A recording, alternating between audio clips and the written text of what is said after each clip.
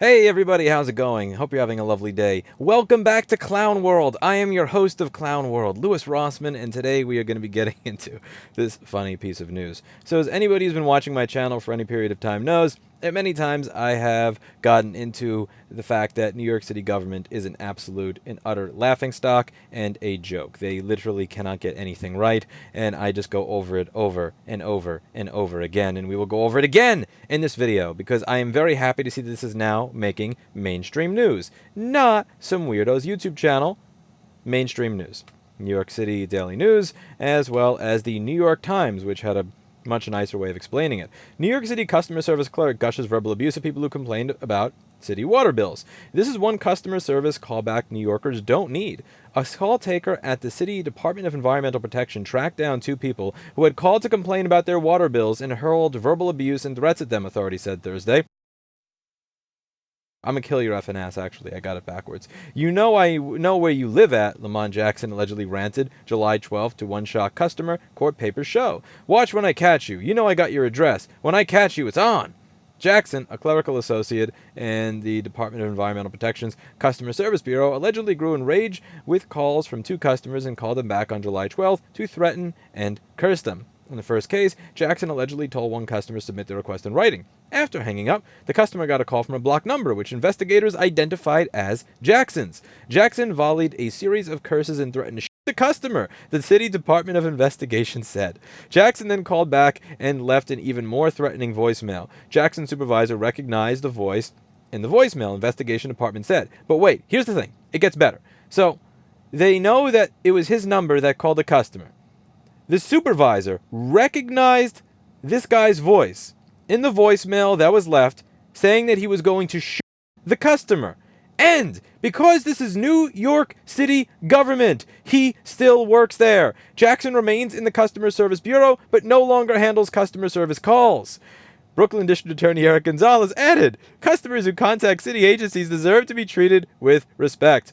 F-U-B, he yelled and hung up on it again. If a customer service person says F-U whatever, listen, it's not the best customer service, but I get it. I've worked customer service over 15 years. People get heated. Hey, I know where you live and I'm going to you still work for the city. Oh my God, do you have any standards for the people that, like, and again, it looks like they found cocaine at the, they found cocaine at his place. Again, which I wouldn't have a problem with if he didn't sound like he was on cocaine while he was dealing with actual customers. And the thing that I'm happy about here, again, Daily News, it's a bit of a tabloid. New York Times. New York Times went over the same thing. Facts, again, they explain it a little bit nicer here, but for the most part, same thing. He is no longer allowed to have telephone contact with customers, the release said. What does that mean? Does that mean that it is customer service when they walk in? Does that mean that he's still involved? Is this guy still have access to people's addresses? That's what I want to know. Does this guy still have access to this address database so that he could look up people that he has issues with and then call them and say that he is going to shoot them?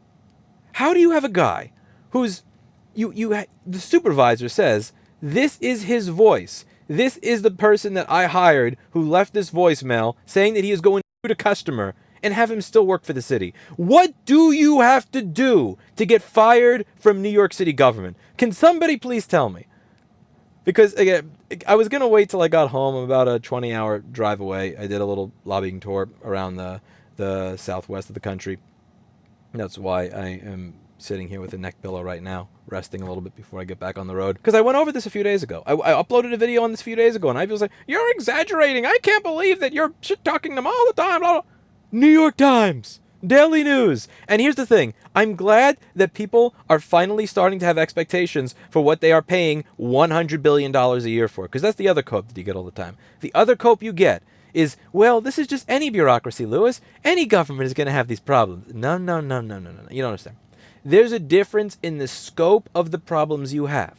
When you have a $100 billion budget, I expect you to be able to hire people at a little bit of a higher caliber than what you get in New Ipswich, New Hampshire, Lumberton, North Carolina, Custer, South Dakota. Not saying there's anything wrong with these places. I'm just saying, when you have that much money coming in, you should be able to do better. And I'm glad that this is starting to get mainstream attention. I'm glad that this is starting to show up on outlets other than some weirdo who screams into a camera, who screams into his laptop's YouTube channel. Because I've been talking about it for years, but it's not going to change unless it starts getting covered by some more serious outlets. Seriously, people that allow this type of stuff to happen, the people that allow individuals like this to keep their job, anybody who is accountable or responsible for any sort of law or procedure that allows this person to keep their job, like, I genuinely don't know what to say at this point. Like, I'm dumbfounded. Anyway, for any of you who have not kept up with any of this, I'm just going to have the next few minutes play just a couple of my recorded instances on the phone with members of New York City and New York State government. So again, as always, you make the opinion for yourself as to whether or not I am being unreasonable. I'm going to walk around for a little bit, stretch my legs, because I have another 10 hours of driving to do. That's it for today. And as always, I hope that you learned something. Does that have to get entered into the Leads Online database, or how does that work? Okay, so now what I'm going to do, since again, admittedly, I have never done a consumer affairs case before. I'm also not able to print today. It's a problem too because I can't print anything. But I guess this is nap time. It says enter security codes displayed below, and then press continue, but there's no security code. Oh, this is ridiculous. You know what? I'll tell you what. I like the part where she tries to enter the information on New York State's website, and New York State's website gives her an error. I'm not crazy. None of this works.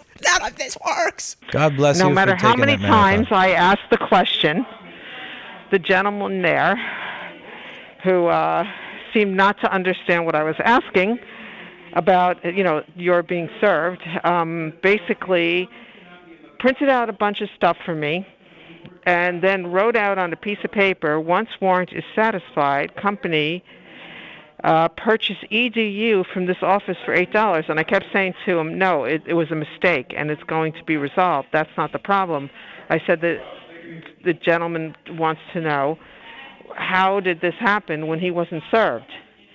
And honestly, I guess, I don't know how to put this delicately, the elevator wasn't going to the top over there. I'm pretty sure she just said that they're idiots. Looking in the account at a glance, this collection case ID that you gave me doesn't match your account at all, and in fact, we're showing that you have no balance. So the mailing address that we have on file is P.O. Box 842, Berwick, Maine. Is that the correct address? No, I've never lived in Maine. I've been to Maine once in my life. What? Oh, I apologize. And I left last year. I'll be honest with you, if everybody who ran New York City were just like you and your employees, I'd probably still be there. We're in Albany. I just make a joke with that all the time. Yeah, we're not in New York City. We're Albany. No.